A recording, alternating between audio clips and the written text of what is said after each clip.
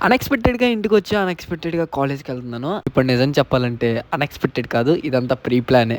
నిజానికి నేను అనుకోనే ముందు రోజు వినాయక చవితికి రావాలనుకోని ఇంటికొచ్చాను. ఇదంతా అన్ఎక్స్‌పెక్టెడ్‌గానే అందరికీ చెప్పేసాను. అండ్ వినాయక చవితి అయిపోయిన 3 రోజులకి నేనైతే బయలుదేరా. ఇంక నిమజ్జనం అయితే కాలేదు బొమ్మకి. అండ్ అండ్ ట్రైన్ ఎక్కేసి నా సీట్‌లో నేను కూర్చుంటే అలా కళ్ళు మూసి తెరిసే లోపల నా సీట్‌లో ఎవడో కూర్చున్నాడు భయ్యా!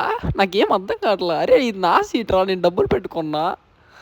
ఇంకా అదంతా వేరే విషయం. అండ్ అలా తిందామని ట్రైన్ దిగాను. ఈ ట్రైన్ దొబ్బేసింది.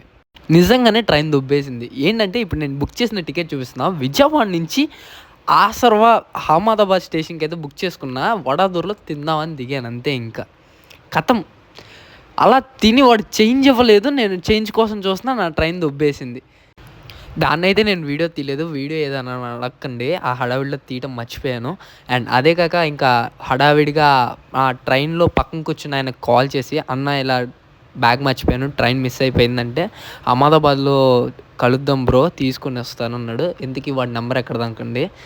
ఖాళీగా ఉండటం ఎందుకని వాడితో కూడా పులిహోర కలిపాను. అది వేరే విషయం. ఇక బ్యాగ్ తీసుకొని నేను కాలేజ్‌కి దొబ్బేసా.